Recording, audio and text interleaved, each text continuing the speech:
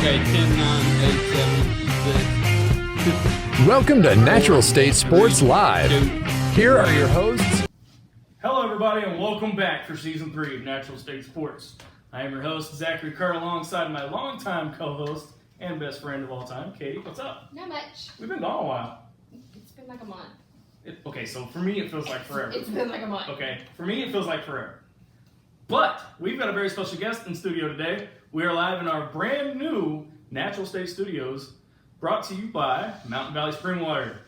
But our very special guest today is none other than 7-time state champion with a match record of 191, 27, and 1. The head coach of the Pulaski Academy Bruins, Coach Kevin Kelley. Coach, welcome to the show. Thanks, glad to be here. So, I'm going to go ahead and start firing them off, all right? I'm sorry. So, how did you get into coaching up to the high school level as far as PA goes? When I started college, I was actually an accounting major, and one of my very good friends, two of my very good friends were wanting to be coaches, and they looked like they were having a lot more fun in college than me, and I do enjoy the numbers part of a lot of things. So after a while, I decided I wanted to go try what they were doing. They looked like they were having fun. I had always been somebody that really thought coaches could have an influence on kids, so it all came together. And went that route, went to Texas right out of college because you couldn't get a job in Arkansas. And got one there, and then ended up getting a call from Pulaski Academy when I'd been down in Texas 5 years. So PA was the one coming out of Texas. You've been there since 2003? I've been the head coach since 2003. I was there since 97. 97. I knew it was a little bit further than that. Yep. 191, 27, and 1, 11 national high school football records. And in 2017, he went down and beat Dallas Highland Park and snapped their home winning streak dating back to 1999. Is there anything in the high school head coaching world that you haven't done yet that you want to do? I don't know. I've been really fortunate, really blessed. To be in the situation, be around, you surround yourself with good people. That's what I've done on my staff. It enables you to accentuate what you're good at, not worry about fixing all the little things that so many coaches have to deal with. And been the USA Football National Coach of the Year, and won some state championships. And probably the number one favorite thing I've done was win some with my son on the field. And I think he was on the field with me for 2 and played in the game, and I think he scored like 7 touchdowns in state championship games. So as a dad, that's pretty cool. As a coach, going to Highland Park, because they had not, you're talking Matthew Stafford, you're talking Clayton Kershaw, some of the biggest names in sports coming out of there. And they hadn't lost a home game since 99, and it was a big thing in Texas. It was Jerry Jones' grandson was on the team, and he's at the game and all that kind of stuff. And I got in an argument with the Dallas Morning Star, and they printed in the paper the day we played in the game that if I was because I'd interviewed with the Dallas Morning News guy, and they'd said, what do you think about the Cowboys? And I love the Cowboys, but we talked for like off the record. What do you think about where they are? And I'm like, if I were the head coach, they would win the Super Bowl last year. He was taping it and put that in. Are you serious? That became a deal. Jerry Jones got involved. I'm trying to make his coach look bad. I'm not, it was a big deal. Wow. So it's been around the block and done some cool things, but, those things that you mentioned, those national records are cool, state championships are cool, but the best was being with my son on the field when he won and watching him get to play, and then at Highland Park, that was a pretty cool thing, too. That was pretty sweet. So, got a couple shout-outs. I know we got our regulars watching. Dwight Raleigh, Josh Wilbanks, Preston Roy, Stephen Williamson, Michael Curry Jr. says, Coach Swole. I'm not exactly sure what he was. He's built. He's intimidating. It makes me want to go back to the gym. John Caldwell says, what's up, Razorbacks, Zach and Lady Red? And of course, my sister and brother-in-law are watching for the first time. So I'm just gonna throw. This is kind of. This is 3 years. Your sister's just watching. Yeah. That sounds like my sister. Yeah. So I want to jump. Notice that your parents watching and mine's not. Well, that's true. I want to kind of jump into your coaching philosophy. You have a no punt philosophy on fourth. You always go for it on fourth down. Has that always been your coaching philosophy since being a coach, or how did you go into the no punt philosophy? I think in anything in life, you start dabbling with something first. Nobody dives all into anything. And I started, when I got the head coaching job, I was called in the office and said, hey, we're going to make you the head coach. And I thought, well, cool, that's what I've been wanting, and that's nice. And you walk back in. Then I sat down, and it really hit me when when I sat down in my chair. And I thought, wow, what's going to make me any better than anybody else? I mean, I call good offense, I think, but really.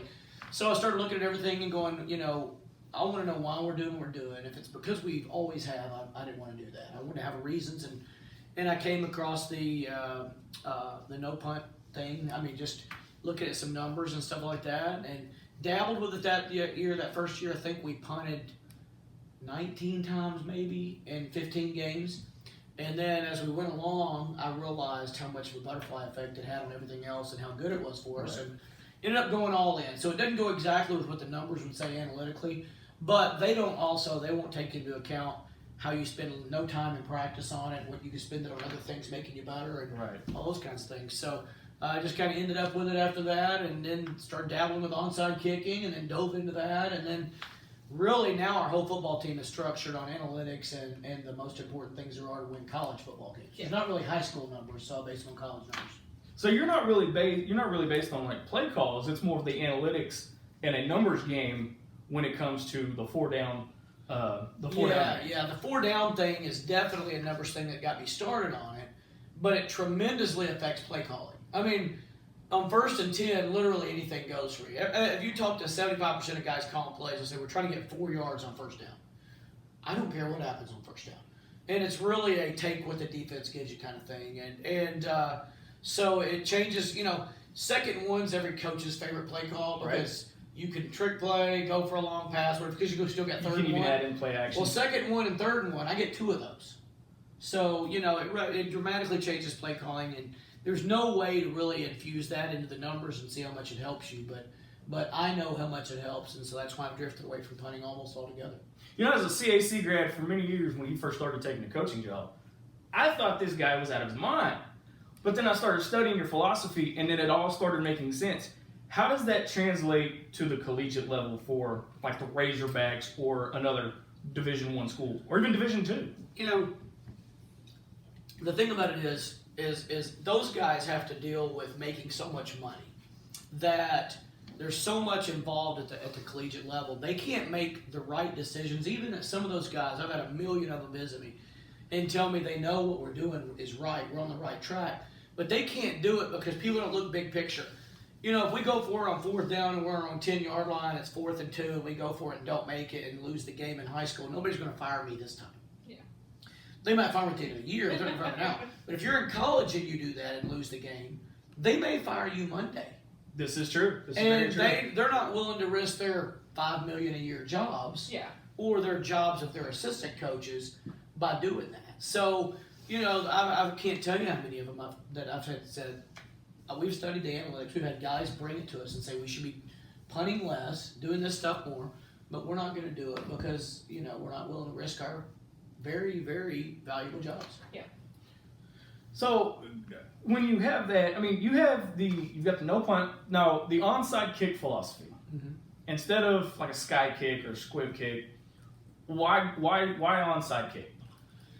You had explained it in one of your previous, because you've got a lot of national attention here the last couple of years. Yeah. It kind of explained that philosophy of the onside.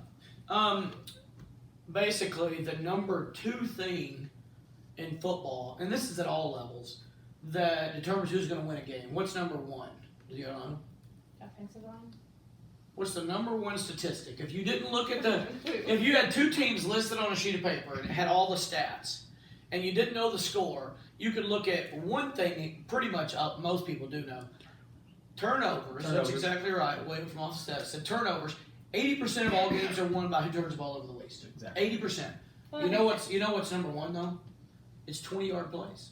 In college, who has the most 20-yard plays? I've not actually seen that. They win 81% of the time. Okay.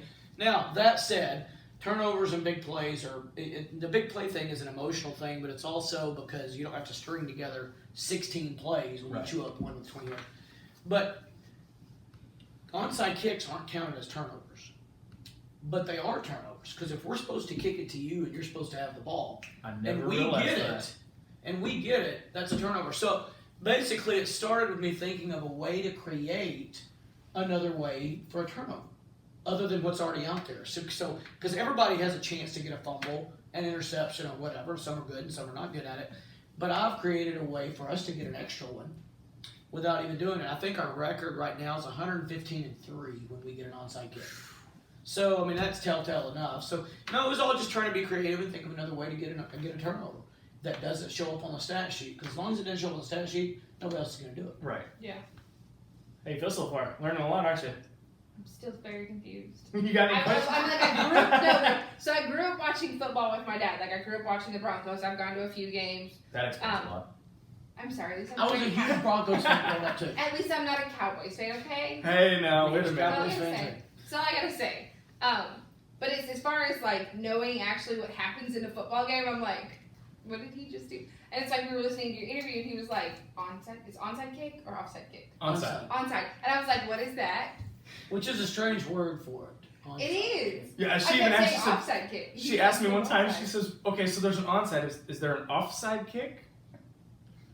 I'm still learning, and it's like They need to make a TV show, and it's like, do you really want to learn about football? Watch this show. I will admit, Coach, she's come a long way since last season when she first came on. We would watch the Hogs game, we were watching an NFL game, and she would ask questions, and by the time she had asked the question, the answer was already on the screen. So I will give her credit; she has come a long way. That's how you learn, though. Ask questions. So you have coached some of the most famous people. I don't want to say famous, but the most spectacular players in the Henry Boys. Mm-hmm. How was it coaching them and that philosophy around it, and how quickly did they pick up the game? Of course, you got Hunter Henry. Everybody remembers Hunter Henry as the tight end from Arkansas. 4th and 25, we all call it the Hunter Heave, and he was the 4th pick in the 2nd round to the San Diego Chargers. He played alongside and learned from veteran tight end Antonio Gates, and he had 1,600 receiving yards and 9 touchdowns as a Razorback, and boy, do we miss him. But how was he on the field as a player and his leadership at Pulaski Academy? You know, one of my favorite things to take credit for Hunter is he was a tackle in the 9th grade, and I wanted to move him to tight end receiver, and his dad, who's an awesome man, his dad was kind of against it. He was like, and I'm like, I've seen the kid on the basketball court. He's got great hands. He moves well. This is something for him. So I moved him to that position as a 10th grader, and he had never played it before. So he was a little behind, but what makes all three of those guys, and I'm glad we're going in chronological order, so one of them didn't think I'm picking them as a favorite. What made them all, they're all great people. Easy to deal with, easy to talk to, good guys, moral value, want to listen to you, want to learn. And but what made Hunter so great was early on was as a tight end type, and we don't really have a tight end, but at Arkansas, he had been a lineman first, so he was good with the in the trenches, the blocking, the tackling, the meanness of the game of football, and he had learned to catch on the basketball court. I mean, he had soft hands and could move in space and that kind of thing. So that really helped him when he had to go block and do those things that came naturally to him. And really the other part, put him in a good offense and teach him how to run routes and get open and those kinds of things. And he was going to be, I mean, he was destined to be really, really good. So what were the intangibles that Hunter brought to the field that made that team so much better? You know, a few things. One that stands out was he was a really smart kid. I mean, people don't understand. It takes people years to transition from one type of position to another type of position. He did it immediately and had a huge impact as a sophomore.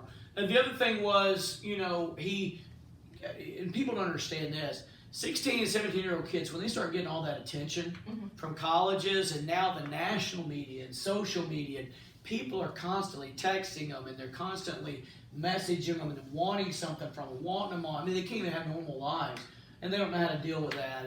And Hunter went through a little bit of that, but one of the intangibles, because the other kids on the team also get jealous of that person. Whether anybody wants to admit it, I attack that because I think that's a thing that separates teams. And Hunter handled that really well. And I just went to him and said, hey, make sure, you know, that these other guys know they feel important. He'd go on, do his interviews and say, you know, God, the offensive line was awesome today. Freddie had 10 seconds back there to run around until he threw it to me. Now you're talking about, now they're back on your side.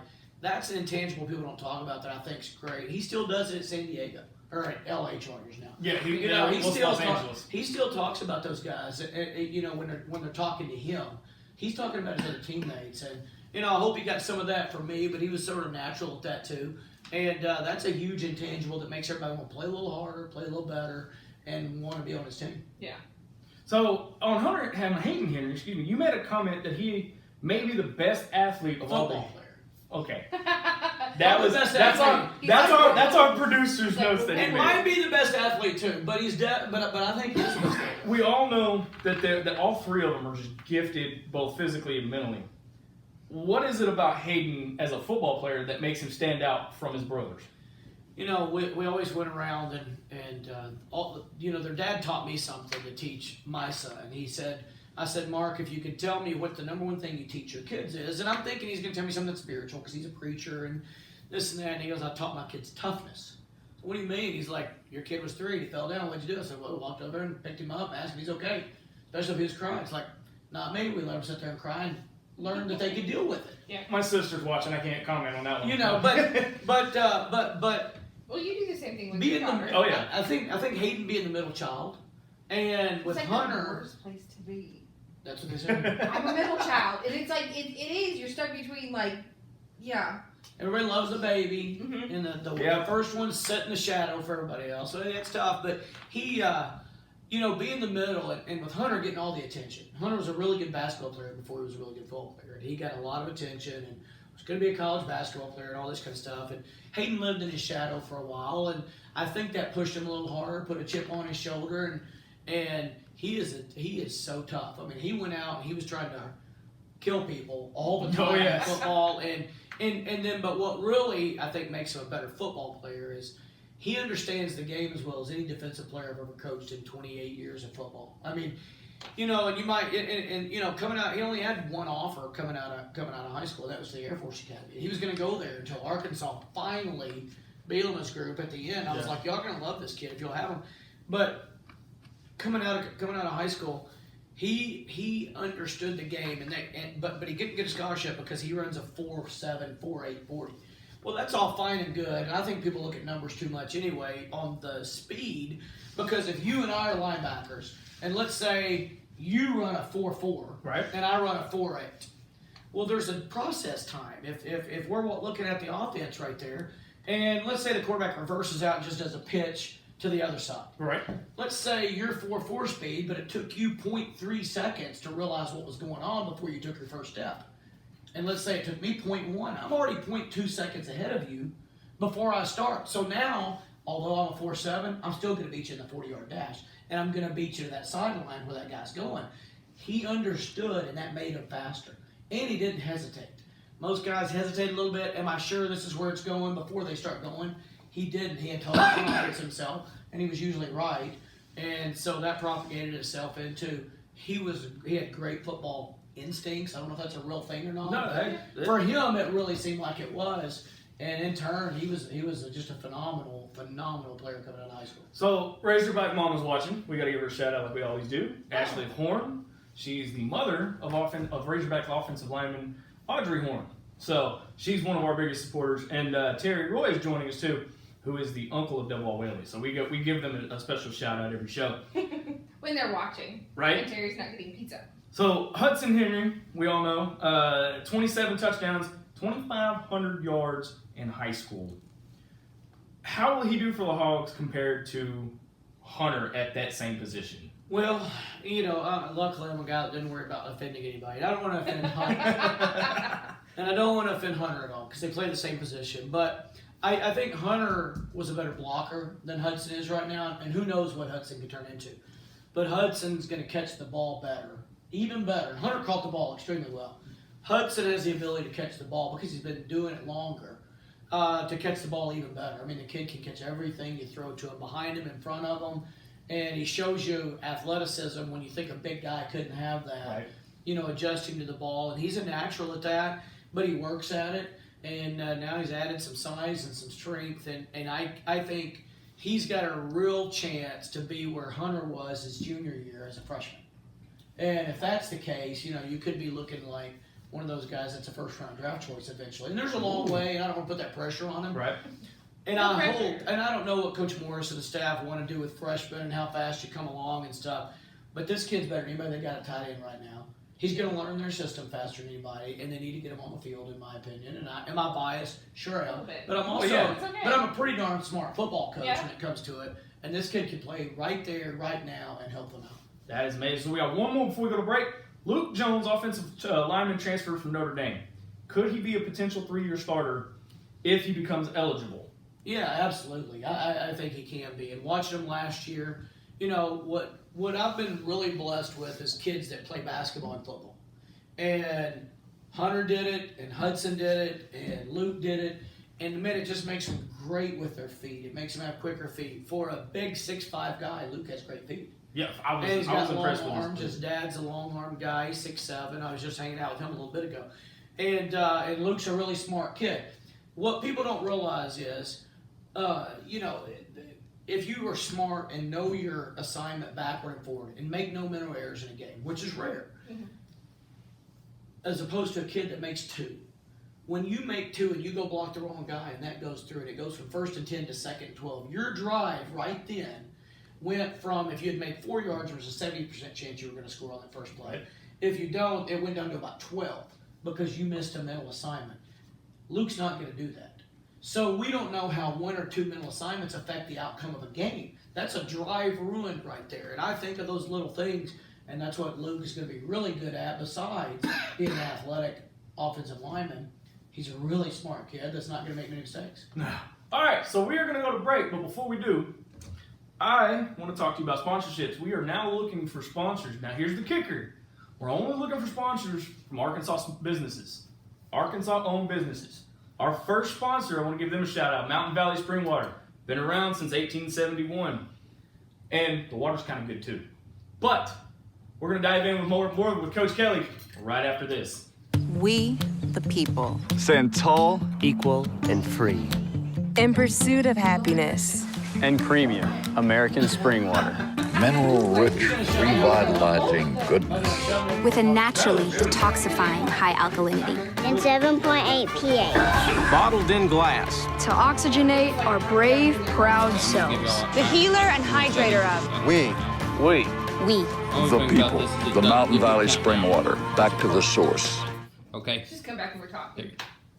And we're back. So for sponsorship opportunities, shoot us an email at will@naturalstatesports.com and we'll give you the rundown. Now, back with Coach Kelley. Coach, what do you think so far? So, I'm going to pick your brain a little bit. Wait, before you do that, I'm going to ask my question. Oh boy, I'm in trouble now. You are, because you wouldn't shh your face. I know. Shh. Here we go. Oh. Okay, so next season, Hayden and Hudson are playing together on offensive line. Are they potentially good? No. One's on defense, one's on offense. One's on I linebacker. didn't know that. Yeah, One one's gets to on watch the other one. One gets to watch the other one. Yeah. Okay. So do you think that Hayden will take Hudson under his wings and be like, okay, these are the ins and the outs of the school? Oh, no question. Okay. No question. They are very good, very close They're very brothers. close. They've already started that process some, and I think Hayden helped recruit Hudson. Okay. To get I him can up see there, that. which is I really can see cool. that. So we've got a question from one of our fans, Scott McClelland. McClelland, sorry Scott. He's gonna hate me for that. I butchered He's his bad name. at names. I am terrible at names, and everybody knows it. He says, "What do you do to create such a deep foundation at Pulaski Academy?" I think one of the things is I make our 5th and 6th grade coaches run our offense, our defense with our name starting in 5th and 6th grade. Get those kids excited about what they're going to be doing in high school. It's obviously watered down. And then I try to go spend some time with the 5th and 6th grade players and the 7th grade and the 8th grade. And the bad part is I have our senior high coaches coach 7 through 12. So when you've got your high school coaches coaching those guys, they're learning more. I think they want to play and be a part of it. And I think it creates more of a close-knit, family-type atmosphere that everybody seems to be shooting for these days. There's 5th grade football. Yeah. Oh, they started early. Yeah, they start. Okay, well, I grew up in Texas where you have Pee Wee. Yeah, what is it called now? And high Pop Warner? school. Yeah, Pop Yeah, Warner. that's a different. There's all kinds of leagues. Yeah, there's Pop Warner's a leagues league, and and- they've got 8-year-olds to 10-year-olds and everything else. See, I grew up in like So the do Mecca you have of any football? sports. Now's your Wait, chance. hold on. So like, everybody at this table kind of came from Texas a little bit. Right. You I went claim to Fort Hood. Fort Hood as You home. Fort Hood. From the military. I grew up in Round Rock. I coached there for like 5 years. See, you get it. Yeah, And I love everyone- Texas. So I learned a lot in Texas. You know, going from Texas to Arkansas, it's like, okay, what do y'all do on Friday nights? Well, we drive down the road. Well, in Texas and Friday nights, you're at the football stadium. You're not doing anything else. Friday night you're at football stadium, Saturday night you're downtown Austin watching the Longhorns play. Right. And then it's like you move here and it's kind of like a watered down version, except for when the Razorbacks play. And it's like never mind. First of all, every place is watered down compared to Texas high school football. Yeah. Way watered It down. really is. But what do you think the difference between, because you're at a private school, right? Okay, so what do you think the difference between like a private school football versus public school football? Like Bryant versus PA, or it's not as big as it's not as different as what people think. And what I mean, being on both sides and coaching in Texas and a public school down there and knowing a lot of people that do and having some good friends. You know, people go, well, you're private school kids. You know, the biggest thing is the private school kids have a little bit of money. Yeah. They've all got the same problems. Their moms are pissed at them. Their homework, they're behind on their homework. They're worried about their grades. Their girlfriend's mad at them. They got friends problem. One friend. I have one in high school, so I never had that problem. You know, but honestly, it comes down to it. Kids are kids and they have problems. And the biggest difference is most private school kids don't have money problems. Now, we've got a couple of parents on our team that work 2 jobs to put their kids in a better school because Little Rock schools aren't great. Yeah. Let's be honest. So you have some of that, but that's the biggest difference. But all in all, coaching kids from all areas, and I went down and coached in the Under Armour All-Star game and had those kind of kids. You know, kids are kids. Yeah. And I think the biggest difference between them that you see in different programs is they're all an extension of their coaches, what they'll let them do, what they expect them to do. And I've drawn the line with my kids. Here's your road. It's this wide. Some of them draw the line. It's this wide because they're going to push the outside of it. Yeah. And also my expectations are up here. And I think you always get a little less than what you expect from people. In general, you're always going to be just a little disappointed. Yeah. So I'm going to raise my expectations way high, and if I get that, then that's good enough. Yeah. You know, whereas a lot of guys now is like, well, let's not push him too hard. Let's not expect too much. He's got a tough life, and they want that. They want somebody to believe in them and to expect them to do hard, great things. And I think that's a big deal. Yeah. Okay, so I'm going to pick your brain about the Hogs and, of course, about the Bruins here in a minute. But do you ever see your style of play, the no punt on 4th down, the onside kick, ever becoming the kind of like the norm in the college ranks and even into the professional leagues? The norm, no. You know, not in my lifetime. It might eventually get there. And more, you know, every NFL team now has an analytics guy. So it's supposed to be helping them make decisions. As of last year, only one of them was actually using the guy. You know, they did it because they were forced to, kind of by public perception. And so I you know, and think of, and I get why. I'm going to make it a point as to why it won't get there.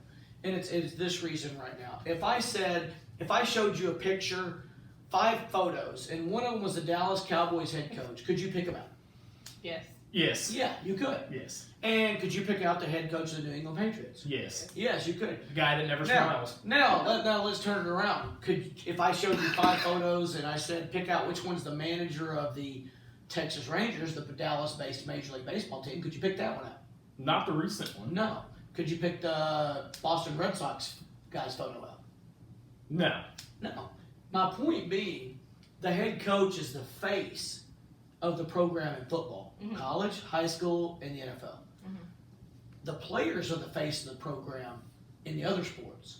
Now, nobody made it that way. It's just the way it happened.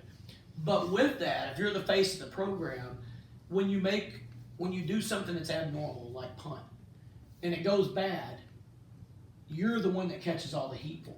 Yeah. And that's why slowly but surely they're not allowing it to happen, is because they are the face of the program and they're getting all the heat when it goes bad. And if it goes good, think about this, is there really a reward for this for the coaches? If they do start doing this, and people will say, well, finally they listen to the analytics guys, the smart guys, the guys with the numbers. Right. Well, then all of a sudden you're taking the credit away from the head coach and giving it to those guys.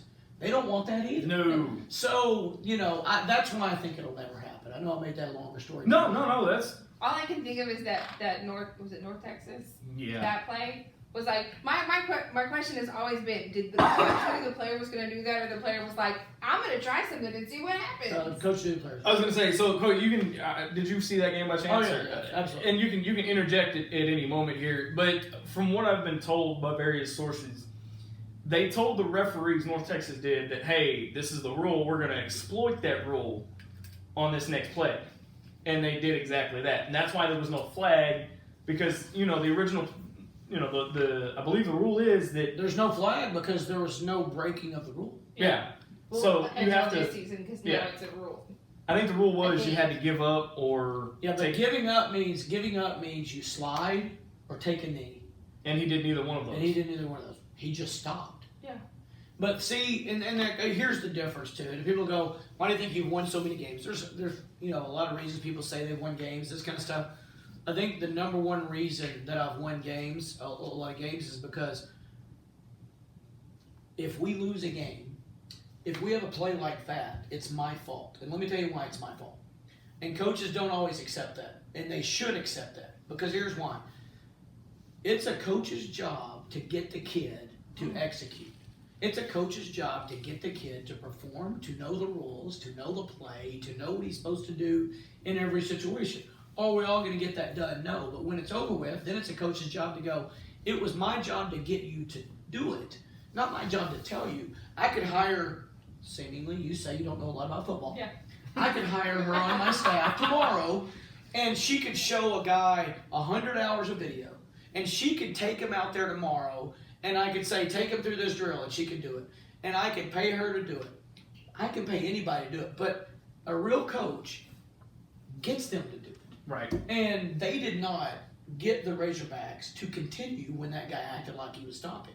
And I don't know. I didn't watch the aftermath of it, but it was. But media wise, I don't know what they said, didn't say. But I hope a coach on the Razorback staff said that is my fault because we should ingrain in them. If there's not a whistle, because that is the you play through the whistle. You play until there's a whistle. Right. There was no whistle. And so for them to stop, that's the coach's fault. And a lot of people were like, well, the player shouldn't, the player shouldn't. It falls on the coaches. Maybe in the NFL level when they're getting paid. Yeah. But in high school and in college, it's the coach's fault. And so I don't blame those kids at all. Now, real quick to keep going with that. So, to say, had our player continued to play through and tackled the guy. Sure. Could have gone to this is what confuses me about football is like, oh, they tackled the guy but he wasn't moving and it's an excessive force flag. Now you're like, not on a tackle. Okay. Not on a tackle. If they were just tackling that guy, unless they did something illegal, which now you can tackle a million different ways. But if you lead with your head, now there's a penalty. Yeah. If you grab him by the face mask while you're tackling, there's a penalty. But no, if he had just tackled the guy, there would have been nothing, and everybody would have been. It would have completely flipped. Well, boy, North Texas tried that. That was stupid. Ooh. Yeah. You told your kid to just stop and be a target. Yeah. So, but and that's the way all those high risk, high reward things are. If it works, you're a genius, and if it's not, you look like an idiot. Yeah. Well, we were getting messages. Coach doesn't know what he's doing. He's bit off more than he can chew. And then, of course, at the end of the season, they just let go of the rope. By the way, if you guys have questions for Coach, don't hesitate to send them in. Right there. So they do we have any? Let's see who we got. No. Paul Bachman wants to bunch, by the way. Fan Day, Arkansas Razorback Fan Day. Quick note. 24th. 24th, 2 to 6:30, 2:30 to 6:30, something like that, or 3 to 6, 3 to 6:30 is what it is. We have to take that thing, if we still have it, to get signed by Coach Morris for Paul to send to him. Paul Bachman says, I wonder if he remembers Atkins' old coach that passed, Charlie Sorrell. Charlie Sorrells. Remember him well. Kind of talk about him for a minute, because I know Paul's wanting to. Charlie was people don't realize, Charlie was a great high school football player too. And I like him because he's a short guy like I was. And it was back, he's an old school guy, and we battled them. He was at Atkins. And it's when I was still an offensive coordinator. And we battled those guys. They had some great teams. He had some great teams come through and did some good things. And finally, one year we beat them, and it was satisfying. But Charlie and I had our wars where we went back and forth a little bit. But then as we got a few years away from playing each other, I think we both had a tremendous mutual respect for each other and played a couple golf tournaments together and did some things. But Charlie's a good man, good football coach, and cared about his kids. Now, you had a question for him that you had told me I can't ask, and it was about how this. I'm all like, what question? Yeah, no, you asked the one. my 2 questions. No. There was one I was keeping in my back pocket. Trust me, I'm always here for you. The one where the no punt, when he's not punting, will that hurt somebody going into the collegiate level? Well, you just asked my question. No, I did not. So, does it affect your players when they go from high school no punt to a collegiate level where they have to punt? Does it affect them at all, or does it give them like an edge? The quarterbacks say that it affects them a little bit, Okay. and the rest of the players, they just get thrown in, and they're gonna buy into whatever it is and whatever. The quarterbacks say it's difficult because they're really used to on third down with us. You know, you can take a sack or you can throw the ball out of bounds in a way on fourth down. I mean, because you got fourth down. And they have to get used to that adjustment. You know, they're practicing situations in practice, and the third down. With our offense, there's a number of things you're allowed to do that you're not in others. And then it's fourth down. They think they've got another play, and they're like, "Oh wait, we don't get to do that." You know, so we don't do that. So you know, they say there's adjustment time. I've had several quarterbacks tell me there's a tremendous adjustment time. Okay, so it really only affects the quarterback. Yeah, that's what I've noticed. The other guys they'll tell me they're kind of mad on the sideline, thinking, "God, if we have one more down, I think we could have, made the first down. We can't score a touchdown." They've had them tell me that, but not really creating a mental problem for it. It actually creates a little bit of a mental problem for the quarterback sometimes. So, give us a kind of a rundown of what a day in the life of Coach Kelley would be planning for the season, or even the week of a game, when it comes to practice, and then what goes through your head the week of. You know, it's funny, and coaches are way different in what their thought processes are. Not just planning, but all week long, I think we're going to get killed. I mean, I see all the bad things we do, all the mistakes we make every day in practice, all the bad things we've done last Friday night, and I'm like, oh God, we're terrible, we're going to get killed. I mean, and I believe it until Friday night at 7 o'clock, we step out there, and then all of a sudden, for some reason, I see only the good things we do. And it's a strange thing getting ready for it, but we're way different than most staffs. Like, if you take Friday night when our game's over with, till Friday night when our next game's over with. Friday night when our game's over with, we go to my house, and I get some food catered for our coaches. We don't watch film or anything like that in the office. We're down there enough during the whole week. So go to my house, watch film. We watch either Wes Moore or Steve Sullivan, watch all the high school highlights like every other high school fan. Right. Then we break down film for the next 4, 5, 6 hours till 4 or 5 in the morning. We do our film, our stats, and then they're usually home in bed, I hope by 5 a.m.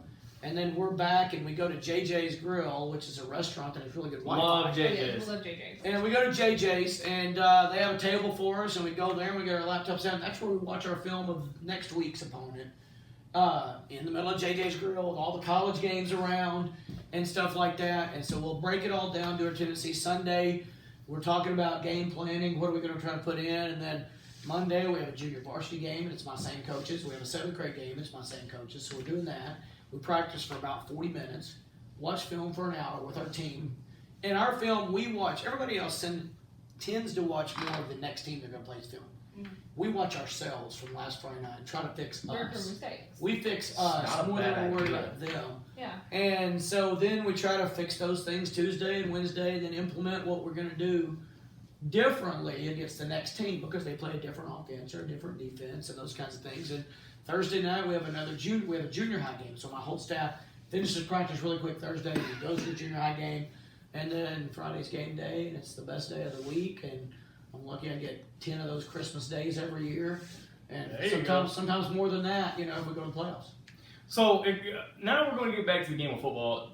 What is the difference between a read-based and a progression-based passing game? Kind of explain to our audience that.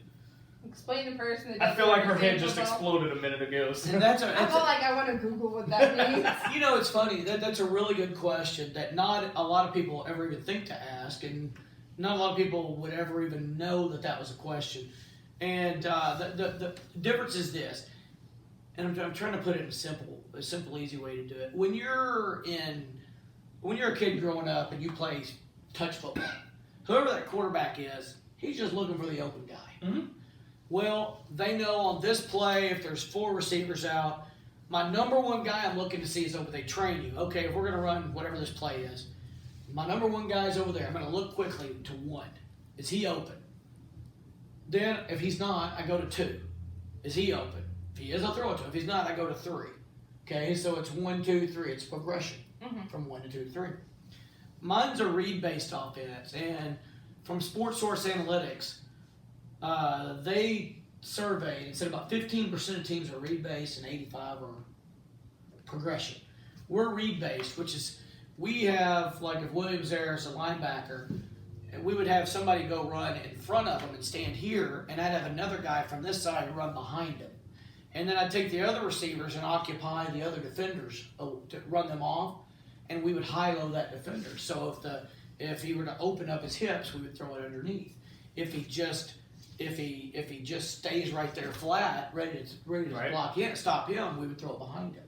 So it's the same thing with corners and safeties. We're reading the other team. So my quarterback, when he snaps the ball, he's not looking at our guy, he's looking at their guy. I'm looking at him. Then when I take my hand off the ball, I go from looking at him to looking at my guy in the middle of the motion. Wow. Everybody else is opposite. They're looking at their guy the whole way. I have a question. I don't know if I can ask it or not. Well, okay, go ahead. No, do you limit her in the number of questions? No. No, it's. I'm a talker. She can ask it. I'm a talker sometimes. So it's. I would say it's a sensitive question. Sensitive question. So is it sensitive to me or him? I don't. In general, I think I'm about to make a lot of people mad. I'm a very sensitive guy. Okay, so if you had a team, doesn't matter who they were. If you had a collegiate team or anybody, how would you beat Alabama? The way that Oklahoma has, I really and want Clemson did. I feel like Clemson. Honestly, Clemson is the only team in the country that has close to the same physical personnel. But they do run a better scheme on offense, and I think on defense too. And they're willing to. It's what people call take chances. They're willing to take more chances. I don't think it's chances. I think if you're playing too conservative, that's actually the chancy thing to do is play too conservative. But they're the only team that has that. But what he's always struggled with is the Johnny Manziel run-around quarterback that, we can't just run our 4 guys at you and sack him because he can get away from them. That's been a Nick Saban weakness, and the other one is – and he's worked against that, obviously. And the other thing is the very quick – I don't know if you remember Oklahoma playing them several years ago in like the Sugar Bowl or somewhere. Yeah, I remember that game. I think it was 2009. Yeah, and Oklahoma played super fast. Oh, they were super fast. What that did was that locks Alabama into one defense. Yeah. And if you're locked into one defense and they know what you're – because they had no time to even call in another defense, it's easy to beat anybody if they're lined up the same thing every time. And they've got the players to do some of that. And I think that's the way to beat them is go super duper fast and don't think about being conservative at all. You've got to think we're trying to make yards every play, trying to score touchdowns. And I think you can do that in that way. So how do you get better at football without getting better at football? How is that question even a question? Because I say that all the time to our team. I don't know how you do that. Have I said that in interviews and stuff? That is all of our producer right there. I've watched that podcast. Yeah, the podcast. Oh, okay. I have watched so many hours on the way that you play the game and coach the game. It is unreal because, like I said before the show, being a CAC grad and watching you from the sidelines all those years ago, it looked like you were running up the score, and at that point we didn't know the philosophy behind it. Now that I've gotten older and studied it, it makes total sense. So how do you get better at football without getting better at football? Here's how you get and somewhere along the way, I've been really lucky and I've got this little thing to do a little pitch for me down here, which is nice. I've been really lucky. I've gotten to go and speak to a lot of companies across the country. And, man, the biggest thing is efficiency. They want efficiency. Efficiency in their workers, efficiency with their spending.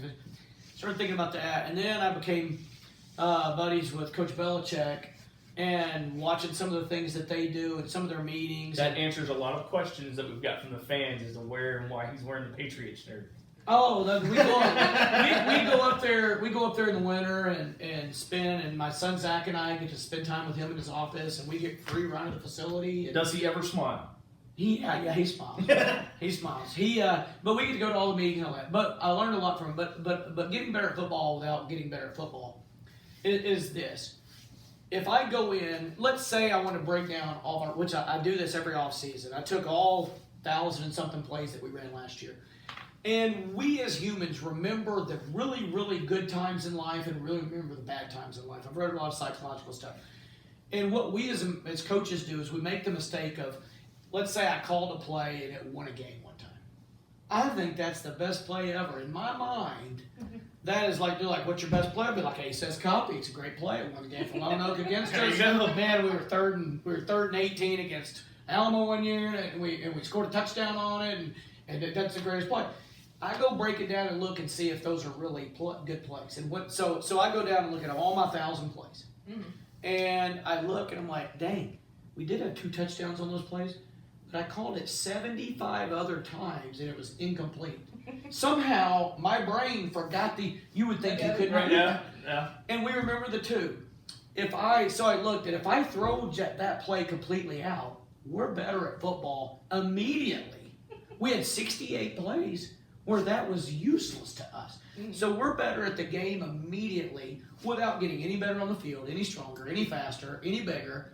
We're better at football by me knowing what to do and what not to do. I go look at the games we lost and go find the common theme amongst the things we lost. And you figure that out, and I figured one of those out, and I walk in and go, we've got to do this with our defensive ends. We can't ever do that again. And this last year we got better, and we didn't get any better. We just discovered weaknesses that we could throw out and be better immediately. So you got better without getting any better. I could pick this guy's brain all day. Just I had a question, and then I was listening to that, and I was like, what the? You could see the sparks going. So, okay, so he's gonna be like, he's gonna leave and be like, that guy will not shut up. She doesn't ask questions. I've given her every opportunity, Coach. I know, and it's like I know, and I have questions, and it's just one of those. Well, if you got one, throw one out there. I can't remember what it is. I'm like trying really hard, and it was a good question too. This happens a lot. It does. You ought to see some of our other live shows from last year. It's kind of fun watching us banter back and forth because she'll have this blank stare. Well, it's like for the longest time I made fun of like what baseball pants. Yeah, they bother me. I don't like to do baseball pants. Why do the coaches in baseball wear the uniform? I wondered that. Why don't y'all wear uniforms? Why aren't the basketball coaches wearing shorts? I don't want to see tank tops. I don't. They're in suits now. That's what I'm saying. But why in baseball? No one would see that either. Well, there was one coaching staff that we played this year that was wearing like the tight old school baseball pants, and I was like, "Oh, was that Ole Miss? I think." I don't know, but it was not pretty. We played them 5 times in the postseason. I felt like every week we were playing them. But well, at least they play cleaner than their football team. Not gonna go there. Not gonna go there. So I'm gonna start calling that the knockout heard around the world.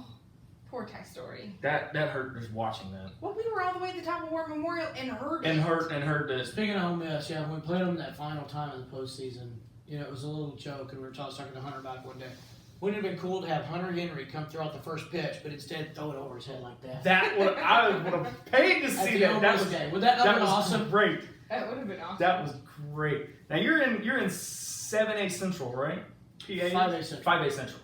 5A. You've got teams like Little Rock Christian. Who's kind of had your number the last couple of years? I know this is not a very great question, but that's a good question. When you say who has your number, who gives you the biggest problems on the field as far as playing? Well, we haven't lost a ton. No, you haven't. I mean, there's only been a few. Honestly, obviously Little Rock Christian beat us last year in the finals, and that's the first time they've beaten us in several years. But it's always a problem because our kids and their kids, and a little bit of a rivalry there, that kind of stuff. That in itself is a problem. Hang on, just say, Coach. We got a technical problem. Hey, Will, we've got a. Oh, there it goes. Just We're good. We're back now. We're back now. Bryant, we've scrimmaged them the last couple of years. We're 1-1 against them, and I think that's as good as anybody is against us. Greenwood, over the years, Rick Jones is a phenomenal coach, and we're 2-2 against them. They won the first 2. We won the last 2. There you go. Bryant, I would say Bryant's just got they're when you go to school and you've got 2,000 kids in school, and we've got 400. They're gonna have some big, fast guys, and then Coach James is a tough, minded coach, and those kids play tough. Yeah. And we like that because that gets us ready for the postseason, and that's why we go and we're gonna play Ravenwood out of Nashville this year in non-conference. We're going to play Shreveport Evangel in non-conference. We're playing Springdale Harbor because we may lose those games. My non-conference record, we've got a pretty good record. I'm really lucky, but non-conference record is definitely the weakest part of it. Right. We haven't lost a conference game since 2009. But I attribute that to playing a great non-conference schedule gets you ready for great football, and it's fast and that kind of stuff. So I'd say Bryant and Greenwood as much as any. McClellan, we've been lucky they haven't beat us. We played them in a lot of 1-point games, 2-point games, and so they've always given us a lot of problems and stuff. But I'd probably think those three things pop off. So do you have any other questions for Coach? I'm really trying to remember that question. Before we move into him being a fan instead of a coach. I'll probably come up with it in a second. Anyway. You got any questions on there? Nope. What's up, Will? Just use your words. Use your words. So, okay. Yeah. No, I'm still thinking. So when does one last question about game football then? Do you hate the fade route? Hate. You about got me hit, Will, because I was worried about that question. Despise the fade route. So why did I say it? I'm glad we don't do it. I'm glad I'm smart enough not to do it. I love it when other teams do it. You guys have at it. Throw them every down. I don't care. It's a 10% completion so. Okay, so. Got an argument with the Stanford coach. He swore to me. He's like, no, we're like 50. Like, go back and have your guys run the numbers. You got GAs out the wazoo. They'll run every play. I thought of my question. He very happily texted me and said, we're at 26%. I'm like, okay, have at it. You want to run a play that works 26% of the time? You finally remember I remembered my question. You're violent when you remember stuff. Well, okay, so going into last season for the Razorbacks, I was a big fan of, what's his name? The Jerry Jones grandson. John Stevens. So, and everyone was like, no, he's too small. Why does everybody hate short quarterbacks? Like, does it really make a difference? No. In my opinion, no. And here's what I mean. When a quarterback is, I don't want to get up, but I want to get up. But when a quarterback takes a drop and he stands there like this, there are 5 offensive linemen in front of him. There's a left tackle, a left guard, a center, a right guard, and a right tackle. Nobody, even a 6'6" quarterback, is seeing over their 6'7" left tackle. Yeah. They're just not doing it. Besides, their knees are slightly bent. Yeah. So they're making this everything shorter. So what quarterbacks do, but when they fan out, there's big lanes. That's where they throw the ball through, is the lanes. And if they need to see even the 6'6" Tom Brady's, they just do that. Yeah. It makes no sense to me why people talk about tall quarterbacks over short quarterbacks or whatever. And they're going, well, just look in the history of football, all the successful quarterbacks are tall. That's because you only gave 3 short guys chances. Yeah. And the ones you gave chances are pretty freaking good. Drew Brees, Russell Wilson, Baker Mayfield. I mean, it's insane. And I'm glad you recognize that. Well, it drives me crazy. It drives me crazy, but it was like, so growing up, I went to go see a Broncos game. It was Broncos versus Dolphins when Dan Marino was playing. That was a long time ago. It was a long time ago. Okay, I was like, yay, hype for grasshopper. Mid-80s. Yeah. So I went watched that, and then it was like 2 years ago, I got to go with the North Little Rock Police Department to go to the Dallas games. When they got to go to Dallas Cowboy fan. It was free. Jerry Jones pays you to go to a Dallas game. You're going to a Dallas game. I'll be at one of them if you pay. So we got to go on the floor and explore, and it was like Dak Prescott came out, and I was like, he's tiny. Like I expected him to be like 6 foot, 5 or whatever. Yeah. He really wasn't that tall. He's only 6'1". Yeah, he's not a tall guy. He's a big thick guy. He's a thick guy, but he wasn't that tall. Yeah, he's not tall. And then it was like when we got John Stephen Jones, I was like, okay, let's let him play. And they're like, he's too small. Everyone was like, he's too small. He's going to get destroyed. He's going to get this. And it's like, the defensive line is supposed to be big, but you have your offensive line to protect your quarterback. That's their job. Yeah. Yeah, that's right? for sure. I got that right? Yeah, Doug Flutie. Yeah. He was on. Flutie's 5. They listed at 5'9". He's 5'7.5". Yeah, they gave him like 1.5 inches, 2 inches. They also gave him the Heisman Trophy. Yeah. And like 5 Canadian Grey Cup championships. Right. Okay, so now I'm going to switch your coaching brain off and just talk to you kind of like a fan, because I know we're wrapping up here. Will's watching the clock. Everybody, no, you're fine. everybody knows we came off the 2-10 season last year. Yeah. And it was painful. 2-10's not good. No. How do you think Coach Morris got such a highly touted recruiting class going 2-10? I've always used the analogy, we're the best 2-10 team in the country. I don't know if you can even say that. I don't know if you could say the best about. I heard that on the radio you know. once, and I thought, no, wait a minute, that doesn't make sense. Though. I mean, 2-10 with a top 20 recruiting class, so I guess. Yeah, you know what he is a very good man, and I met him a long time ago. And matter of fact, I met him a long time ago, and he didn't remember that. But I think he remembered meeting me when he was at Clemson, and he is a good man with a great reputation amongst people, coaches, as just a good human being. That's going to go a long ways in mom and dad wanting to send their kid to you. Yeah. Right. That's one. Two, you know, their recruiting budget's astronomical at Arkansas. I mean, they've got money. That's one thing we've never lacked. We've lacked a lot of, maybe people in our state may not have a lot of them. The dang Razorbacks have some money. And they use it and do a really nice job up there and put on a great presentation.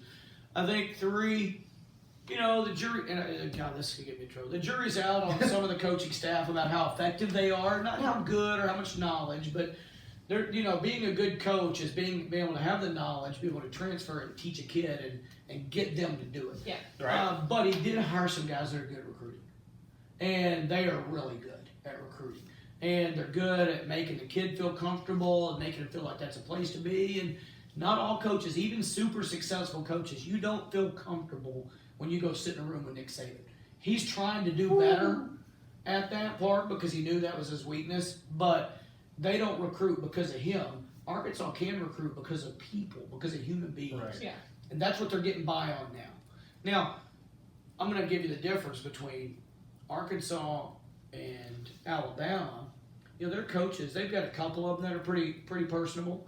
But overall, you're going to Alabama because you want to win a national championship and go to the NFL. Yeah, pretty much. You're coming to Arkansas because you want to be around good guys. Yeah. Which these guys are.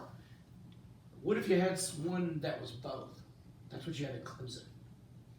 Clemson has great guys, great human beings, and they're winning and they're going to the NFL. And that's why, as long as Dabo Swinney's there, they're going to be on top. Oh, yes. They're going to be top 5 because they have both of those things. Alabama gets a great recruiting class. Arkansas got a great recruiting class, and good for them. It's easy for Clemson because they've got it both. Oh, absolutely. And, you know, these two are still having to fight for theirs. Yeah. And kudos to the Razorback coaches. What a phenomenal job they did. And, you know, if I were them, I'm talking too much. No. I'm learning a lot. And if I were them, the one thing I would do is I'd be careful. Look, you've got the class. They're signed. They're touted. They're all this kind of stuff. Now I'd pull the reins back and go, okay, you're great players in high school. What are we going to do now? Because you oversell what they are. Right. Now if things go a little wrong this season, well, now you got no excuses. You had this great recruiting class. That's the answer I was looking for right there. Yeah. I have asked, how many people have I asked that very same question to? And they're like, oh, they've given all kinds of excuses. That's the answer. It's because nobody wants to say. Yeah. Everybody thinks, well, the Razorback coaches will get mad at me for saying that, you know. But it's true. You went out and got the guys. Now you got to do something with them. Yeah. And hopefully they will. But you got to be careful how much you keep touting them and doing all the diamond game stuff. And see, that's when I've been a Razorback fan since as long as I can remember. And you got guys like Clint Sterner, Quinn Grovey, you know, they may be great players in high school, but how can that translate on the field at a collegiate level? Because let's say you've got a player the recruiting rank is like a 5-star, and then all of a sudden he comes out flat on the collegiate level. Is that the player's fault? The coach's fault for not coaching that player. 90-10 coach's fault. And I believe that because, you know, some kids just have, you know, go to the college level especially, tremendously horrible attitudes, and a coach isn't around them enough, they're limited hours-wise, and can't get them to turn around. Maybe they could if they could deal with them another way, maybe. But 90% of the kids, if you were good enough to get a scholarship, there are programs you would be ultra successful for. Some of them fit certain systems better than other ones, you know, and what I mean by that is if Drew Brees played for the Chicago Bears. You wouldn't know who Drew Brees was right now. He would have been done 5 years ago. Oh, yeah. But he plays in an offensive system that suits him. Same thing with Tom Brady. Now, they're very talented. Very talented. Tom Brady's the greatest player that's ever played a sport, in my opinion, besides Michael Jordan. Look at Will. He was over there coming out of his seat just cheering. But I mean, some he's of it, not wrong, and that's what's sad. Everyone hates Tom Brady because he's so good. Everybody hates Alabama. because Because they're so they're so good. good. Yeah. There's a ton of Everybody everybody wants to root for the underdog. Yeah. They do. They just do. People And do. then you have Denver, which, if my dad's watching, I'm sorry, it's where quarterbacks go to retire. No, that's not it true. is. It used to not be, but it Used is to not be. No, not All retire of a now. sudden- It's get cut. Yeah. Well, I You're mean, gonna go there. Their offensive system is so inept yeah. that you. We're can't not miss even it. going to touch the Cowboys right now. Like, you go there, and it's like, you're going to find another drop. I mean, Tim Tebow went there, now he's on ESPN. He's actually playing baseball now. Oh, God. Didn't Tim Michael Jordan Tebow try that? could have gone to some teams and been successful. Yeah. But yeah, it's where the offensive line goes to die. I love Denver, and I'm going to root for them, but that's where the offensive line goes to die. I'm sorry, Dad. Wow. I'm sorry. Wow, she went back on her show real quick. Did you see that, Coach? So, a couple more questions. You've had a lot of D1 coaches come through Pulaski Academy. Mm-hmm. It's the toughest, outside of Nick Saban, because we all know he's tough. What's the toughest coach that you've had to, I wouldn't really say impress, but the toughest one that has come through the I'm gonna start by giving you my, I shouldn't say favorite, but like my favorite. Okay. Of all time, and he's the coolest guy in the history of cool guy coaches. Right? Pete Carroll. Really? The coolest guy on the planet. He's used to be head coach at USC. Now he's with the Seattle Seahawks. He's the head coach of Seattle Seahawks. He is the coolest guy ever. I never thought you would have comes to said that. school, hangs out. Honestly, by the time we were done, because I've got a good job, by the time we were done, if he said, look, you got to leave your wife and your kids and come live with me, and I'm going to pay you $4,000 a year, I'd have been like, I guess, all right. I mean, he stayed with he played basketball with our 5th and 6th graders for an hour. He took photos when he was done because he stayed till school was out. He came and visited that morning, stayed all day. Came in when he was done, and everybody in school knew he was down there. There was a line of 100 kids. My son Zach was one of them. Wanted to take a picture, stayed and took every picture. Did everything. Just a great guy. Then I got to know some people out in LA, and they talked about he would leave the office on a Tuesday and not tell anybody where he was going. He would go into Compton and just go sit on the streets and hang out with people and talk to people and play basketball and he's just a cool guy. Wow. When they lost that big Super Bowl, this is how cool he is. I've met him 4 or 5 times. What year was that they lost that one? It was like 3 or 4 years ago. Wait, Remember they lost last play, almost last Yeah, play to the Patriots? the interception. Everybody said they should have called a running play. They called a passing play. I don't know what he was thinking of. I texted the guy hour and a half after the Super Bowl. He had just gotten off the podium in the press conference. Right. He accepted responsibility. You know, they tried to blame it on the offensive coordinator. He said, I just texted him. I hadn't talked to the guy in 3 or 4 years. Hey, Coach, this is Coach Kelley. Just want to say, man, I love the way you accepted responsibility for that. Text me right back. And I'm like, you just lost the Super Bowl in front of 2 billion people watching, and you just text a little high school guy He gets. But I mean, that's the kind of guy he is. I think he's that kind of guy. But he gets, especially with the I guess the scandal that went down at USC. He gets such a bad rap. Yeah. Oh yeah, he does get a bad rap. He does. He gets a bad rap. Now I will never forgive him for the 70-17 beatdown that we took, but that's another story for another time. He had reasons for that. Yeah. Dwight Raleigh wants to know what you think of. I didn't give you the bad coach. Oh, what was the toughest? The worst coach to come through PA. What do you say worst? Do you mean say worst coach, or do you mean like hardest to talk to? Hardest to talk to. The least personable one to come through. The least personable one to come through. I don't really want to say the worst. I'll tell you who was fantastic too is Les Miles. Love the man. Everybody thinks he's dumb. He's grass. Wait, is that the? I'm hoping Jeremy doesn't watch this. That's He's coach, right? Yeah, no, he used to be. Oh. But I'm hoping Jeremy's not watching this. He's my. I'll tell you who I have met, and I rode on a plane with him for a couple hours, in a little private plane one time, was Bob Stoops. Okay, Oklahoma's one coach. of the people he said, thank you. He's a great guy, but he's hard to sit and carry on a conversation with. You get a hard read off of him. He's just tough to read and stoic and all that kind of stuff. So I'm hoping. Can we all stop? No, I had to check because there was another question. Have you tried? Has Coach O been up there? Oh yeah. Which one's Coach? Fantastic. Can you understand him? Now, honestly, it is like I have to ask my what I like to call my brother from another mother is his name's Jeremy. Yeah. Huge LSU fan. Yeah. I have to ask because I make fun of Coach O, but I would love to just talk to him just the way he talks. Great guy.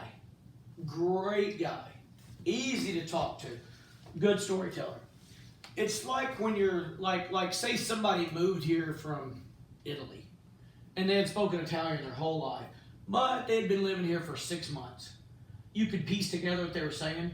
That's Coach O. Okay. You listen and you piece together. If he says 20 words in a sentence, you understand 10 of them, and you're piecing them together.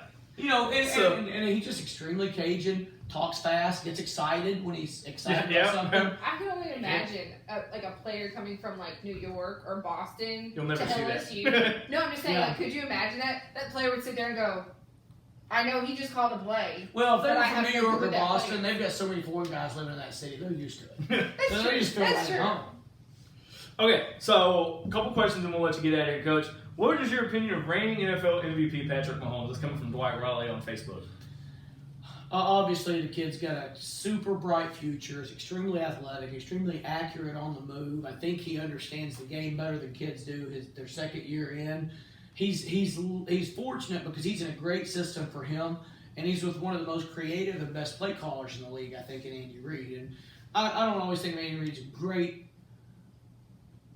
overall NFL head coach. I mean, he's obviously a really good head coach. He's not won the big games yet, and I've got some numbers behind that, but he's in a great system. But the key for Patrick Mahomes has been the reason guys have bright futures and then they fall off, and then you only end up with occasional Drew Breeses, Tom Brady's, Peyton Manning's, because they can't keep grinding, keep learning year after year. They get all that money, and in the offseason they want to go spend it instead of getting better at football. Right. They get all that money instead of the offseason they want to go buy stuff and use it. Tom Brady has a deal where he does a week.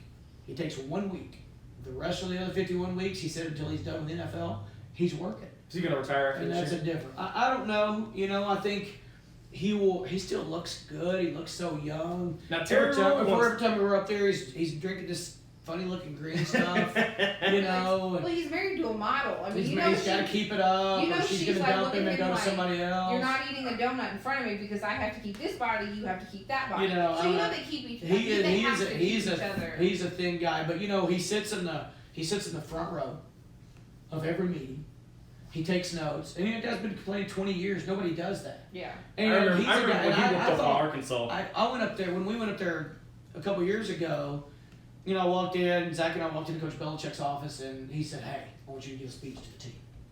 We had Brad Stevens, the Celtics head coach, in here yesterday, and he did an okay job, but I need somebody to kind of motivate him. I'm like, oh my gosh, I had no idea. So I go and I look, and Tom's sitting in the front row when I walk in, and I was intimidated. But I talked and did my thing, and after we're done, I started asking a couple players. I'm like, he did that because, what's he doing? He's like, one guy's like, Coach, I've been here 8 years. I forgot what he said. He goes, Thomas sat on the front row of every meeting ever since I've been here. And I thought it was a show for 3 years. And I thought, nobody could keep this show up for 3 years. Yeah. He goes, no, he just comes in every day. I want to learn something. And I don't want any distraction. So he sits on the front so he can't be whispered to in the back and all that kind of stuff. And that's what greatness, that's how it gets there. That's how it evolves. And if Mahomes can do that, he has a chance to be really, really, really good. I wish he would get a chance to be around somebody like that. A Drew Brees that still is just year-round getting ready for his football season. I wish he could do that because he's got a chance to be special. Really, really special. So everybody keeps asking, will the Patriots win 7? Win their 7th Super Bowl? Mm-hmm. I hope they get to go. What's the question? I hope they get to go because usually that means we get to go. We've gone to the last 2. And, the Vegas has them as favorites to go, and they're usually pretty smart about things. They got a good team. I think they're as good at player development as anybody else. They take guys that either people think are washed up that they can get an extra year out of, or that were low round draft choices that nobody else wanted, that they see something in that they could train to play football and the way they want them to, and then they've got a set of ground rules. That's the thing they do that's different than everybody else. People can say what they want to. In any job you're going to be great at, the more distractions you have, the less great you're going to be. Yeah. And Bill eliminates those distractions. You don't see anybody walking around inside the facility with a phone. You don't see anybody messing around when the meeting's time starts and he walks in. There's silence. In other NFL meeting rooms, it's not like that. It's like a high school classroom. The teacher walks in and people are laughing and joking and talking, and you got to calm them down, and they're just wasting 5 minutes. Yeah. And that's not there. They're very. He just described to a T the Cowboys meeting room, like to a T. It's sad, and I'm going to say this only because I've watched it a million times. I got it. I was saving the best for last. If you watch, when the coach of Dallas walks in, they're still chit-chatting. Jason Garrett. You watch who is going to be on the hot seat this year when the season starts. You watch when the cheerleading coach walks in, those girls, she is intimidating. I want to meet her and just say hi, but I'm pretty sure I would just freeze up and just I don't know where I was at. Oh, I know where I was. I was in Las Vegas, and I was working out in one of their, I think we're at the Venetian, and they've got a giant workout room. Mm-hmm. And I went down at some odd time, and one of, if not their coach girl was there. Yeah.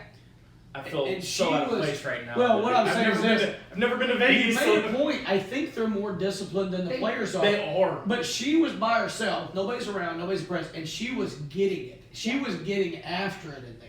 Mm-hmm. And I don't know what happened, but I was using something and she wanted to use it. And somehow she had I may have been wearing a Patriots shirt. She said, hey, I work for the Cowboys. And we got talking a little bit. And I was impressed with her own personal self-discipline. Mm-hmm. But I knew a couple of those girls want to live down there. And yeah, they're not playing around. And if the Cowboys had that kind of discipline on their football team, I'm telling you, they'd be 2 wins better every year. Yeah, they would. They'd be getting better at football without getting any better at football. That's right. More discipline. Yeah, I mean, she's got a hardcore philosophy. Yeah. You're going to come in, you're going to work. And it's like, I want to say with most NFL cheerleaders, they have to work a 40-hour job plus on top of working there. Yeah. With them, it's you have to work a 40-hour job. You have to be in the studio 5 hours a week minimum. And then you have practices other than what you're working. So basically, you have no life. If you want to be a Dallas Cowboys cheerleader, you have no life, and you are disciplined. And it's amazing. That's intense. One final question for you, Coach, before we get into the nonsensical part of the podcast where I do all my updates and everything else. We're live. We're not on a podcast. Or whatever. I totally messed that up. See, I'm still out of practice. Anyways, question. So, who do you think is going to be Hog's starting quarterback on August 31st? And I say that, I know camp starts today. But, it's funny. I've talked from some, we've got a couple transfers. And I talked to some of their coaches that they had at their previous places. Mm-hmm. I will say I know who it shouldn't be, according to their coaches' talk. But I don't want to say. And honestly, I haven't seen enough of them to know. What I would hope is I hate social media because it makes you be judgmental about people. Mm-hmm. And I hate seeing some of the stuff because as a football coach, I go, quit putting dumb stuff out there. You haven't done anything. I mean, I keep your mouth shut, do your job, and let your job talk for you, and then just say good things and be uplifting. And they're in this deal now where kids are doing this and that, and coaches aren't really controlling them. And so I haven't seen enough on the field. I just wish they would concentrate social media-wise more on the game of football, and we're going to get this done for Arkansas. And I agree. Come support us and do all this. And with their kids, they have to have guidance. Mm-hmm. And not that the coach aren't guiding them, but somebody's not making them go that route necessarily. And I don't know if you remember the NCAA tournament this year in basketball. One coach took his team's phones away. It was Texas Tech. Yeah, it was Tech. It was Chris Beard. I almost wish Arkansas would do that. You know what? Well, at one point, I think it was it last season or the beginning of spring camp where he stripped everything Razorback away from him? It was spring, yes. Yeah, it was the beginning of spring camp. Yeah, but that didn't hurt him. Feel like this, guys, no social media for a week. None. That one guy would have, convulsed on the floor. He got drafted this year. Santos Ramirez. No, he's coming. No. That one guy that went off. Jared Cornelius. Yeah. And I don't think he got drafted. No, there was another one. Anyway, doesn't matter. Just stay off social media. Do you know the average person? I saw we had a team come speak to our school the other day. The average person spends 6 hours looking at their phone screen a day. 6. Take social media away from them, and let's say they spend 3 of that. Let's say they spend 3 of that going out and throwing extra, or training a little bit extra, or reading their plays, or watching film. Just half of that. Mm-hmm. Could we be better? Yeah, we'd be better. Oh yeah. And not just them, but everybody really. But we'll see what happens. Yeah. I had another question. Yeah, no. This is bad. I'm just gonna start jotting. Well, you gotta admit, we haven't done a show in a month, so we're kind of out of a groove. A little bit. Brand new set. This is the first one of this season. This is the first one of the season here, Coach. Is this what did we do? Okay. Yeah. We did great. You did fantastic. Yeah. We could sit here and do this all night. Yeah, we really could. Which is so sad. Arkansas opened up fall camp today. We'll have an update next week. I have got to thank again Coach Kelley for coming on the show. Fantastic. Coach, if we invited you back, would you come back to talk a little bit more? Yeah, it was fun. It was a lot of fun. Visit CoachKelley.com, CoachKevinKelley.com, if you want Coach to speak at your establishment. And of course, we've got to thank our sponsors, Mountain Valley Spring Water. Been in Arkansas since 1871, and they're not bad either. Water's kind of good. And glass bottles. And get glass. Love the glass. Love the glass bottles. You know the best thing about these? Because I'm a girl and I can say this, you can drink the water and then use it as a weapon. Not sure that's what they were shooting for. I don't think that was where they're going with. But I mean, you just got tougher without getting any tougher. There you go. So next, we've actually got a podcast now. Yes. So do we have Snapchat yet? I know we're on Twitter on Periscope. What's up, Twitter world? This is our first one on Twitter. We're not on Snapchat yet. I'm thinking about maybe doing a TikTok account. No. It's gonna be Why? so much fun. No. Why? She puts me through this, Coach. Can I promote my podcast real quick? Go, yeah. Sammy Muncie and I did a podcast last year. It's called The Never Punch Show. It's at Never Punch Show on Twitter. We'll be starting that up, I think, next week or the week after. And I think ours comes out. We will have, can we get a link, Will, to that on our Twitter page? Cool beans. So. I can't remember my last question. That's fine. Biggest thing. I feel like he's sequestered you so long. No, it's one of those I had the question and that's I wait for a point to stick it in there and it doesn't. So when does PA season officially kick off? I know you got 7 on. We're not in the 7-on-7 this year, right? I think we're done. No, that's just not. The 7-on-7's in the summer. You're talking about the Hootens. The Hootens thing, yeah. Kickoff Classic or whatever. We start official fall practice Monday, as do all the teams in high school across the state. On Arkansas and Texas, I think. Tennessee's already started. And then we'll play Bryant the 20th, I think. Sounds like we need to. Is that going to be inside of Bruin Stadium or is that going to be at Bryant? Bryant. Sounds like we need to make a trip out to Bryant. My old stomping grounds. Your old stomping grounds. Oh, God. I can't believe it's almost been... Don't say it. 15 years. Now I got to go put new tennis balls on my walker. So old. God, I think I'm like...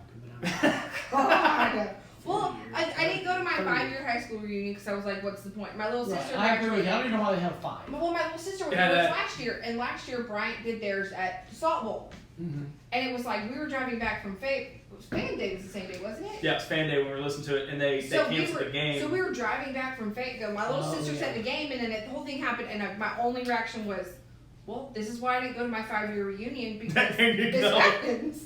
Well, we did ours in a little thing in Bryant. It was stupid. It was so stupid. But we have a new podcast. Scott and I are recording Tuesday nights. It'll drop on Steve. I don't know why. Wow. He's going to hate me. I want to call him Scott. He's cool. I don't know why. It's Steve. Yeah, because remember on the podcast, Steve. Yes, Steve. I just did that. He and I are recording. There's so many people I can't remember to keep them straight. We're recording Tuesday nights. That'll drop on Thursdays. Episode 1 is out now. We're breaking down the Arkansas schedule and just talking Razorbacks. Not going to want to miss it. Episode 2 is coming up next week. You got anything else? No, everyone have a good, safe weekend. We'll have an update from fall camp. You've been watching the Season 3, Episode 1 premiere. I'm getting tired. It's been a long week. with special guest Coach Kelley from the Pulaski Academy Bruins. Thank you for watching, everybody. We'll see you next week.